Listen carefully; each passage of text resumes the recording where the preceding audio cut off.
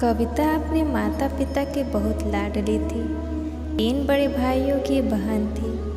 कोई भी चीज़ मांगने पर उसी वक्त सामने हाजिर हो जाती। पूरे घर में रौब था उसका। पूरे परिवार और नौकरों पर राजकुमारी की तरह हुक्म चलाती थी कविता। स्कूल में भी पूरा रौब था उसका। बड़े घर की लाडली जो थी वह, ऐसे ही उसने कॉलेज में दाखिला लिया। उसके ठाठ बाट, बड़ी गाड़ी में आना जाना, हर दिन नया नया फैशन देखकर हर कोई उससे दोस्ती करना चाहता था। थोड़े ही दिनों में उसके बहुत से दोस्त बन गए। पूरे कॉलेज में उसकी अपनी ही एक पहचान थी। इन दिनों उसके घर एक रिश्ता आया। खानदानी लोग थे और पापा की पुरानी जान पहचान थी। उनका कविता के साथ कोई ज़बरदस्ती नहीं था, पर कविता ने फिर भी हाँ कर दी, क्योंकि वह अपने परिवार से बहुत प्यार करती थी। वह जानती थी कि वह लोग उसका अच्छा ही सोचेंगे। लड़के का नाम राज था। राज का भी पढ़ा लिखा और समझदार लड़का था। ससुराल वाले भी बहुत अच्छे थे।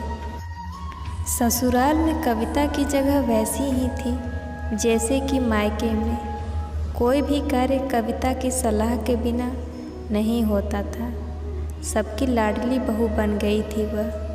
फिर उसके घर एक बेटे का जन्म हुआ।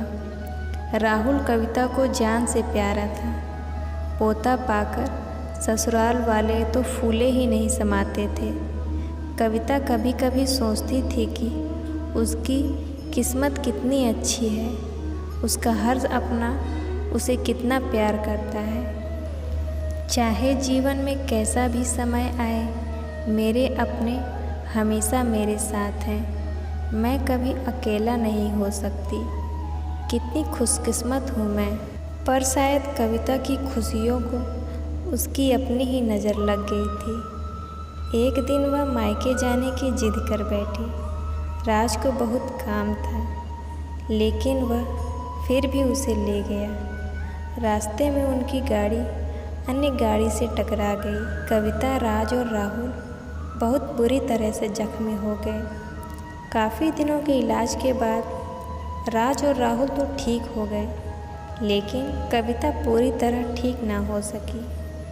सर पर चोट लगने के कारण वह अपनी आँखों की रोशनी खो बैठी। अब कविता की किस्मत जैसे उल्टे पांव चलने लगी। मायके वाले कुछ दिनों तक उसे मिलने आते रहे। फिर कभी कभार फ़ोन ही करके पूछ लेते कि अब कैसी हो। धीरे धीरे ये सिलसिला भी कम हो गया। ससुराल वालों की सहानुभूति भी कम होने लगी। घर में किसी को पास बैठने के लिए कहती तो जवाब मिलता, बहुत काम है, अब तुम भी हाथ नहीं बटा सकती। राज भी चिड़चिड़ा हो गया था। बस राहुल ही था उसके साथ, जिसके साथ हंसते खेलते उसका वक्त गुजरता।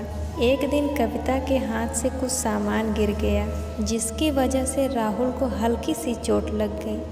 कविता के सास ससुर ने राहुल को उससे अलग कर दिया कि कहीं उसके ना देखने की वजह से बच्चे का कोई नुकसान न हो जाए। कविता अंदर से टूट चुकी थी। एक दिन उसने सबके सामने मायके जाने की इच्छा रखी, तो राज उसे तुरंत मायके छोड़ आया, जैसे कि वह भी यही चाहता था। लेकिन राहुल को उसके साथ नहीं भेजा गया। कविता कभी राहुल से दूर नहीं रही थी, पर अपनी कमी के कारण उसने ज़्यादा बहस नहीं की।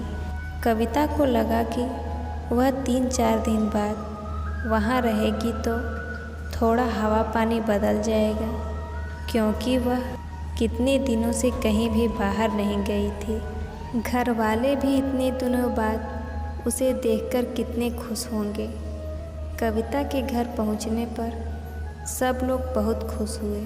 खाने में सब कुछ कविता की पसंद का ही बना था। उसने अपने मम्मी पापा और भाई भाभीयों के दिल खोल कर बातें की। उनके छोटे छोटे बच्चे भी बुआ के साथ घुल मिल गए थे। रात को सोने के वक्त जब वह कपड़े बदलने लगी तो उसे पता चला कि उसका बैग तो बहुत भरा हुआ था। वह सब समझ गई। वह बहुत उदास हो गई। कुछ दिनों तक सब ठीक रहा, फिर जैसे सब बदलने लगा, सबका व्यवहार बदल रहा था। वह लोग जैसे थक चुके थे उससे। सब लोग घुमा फिरा कर पूछने लगे कि राज कब आ रहा है, उसे ले जाने। वह बहाना बना देती, जबकि वह जानती थी कि उस घर में अब उसके लिए कोई जगह नहीं है। कविता से चलते वक्त कुछ न कुछ नुकसान हो जाता। थोड़ी बहुत टोका टाकी उसे सुनाई देती, वह टाल देती।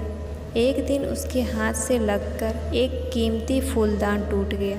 छोटी भाभी ने बहुत हंगामा मचाया। कविता के माता पिता रोज रोज के झमेले से तंग आ गए थे। उन्होंने राज को खुद से फ़ोन कर दिया। राज कविता को अपने घर ले गया।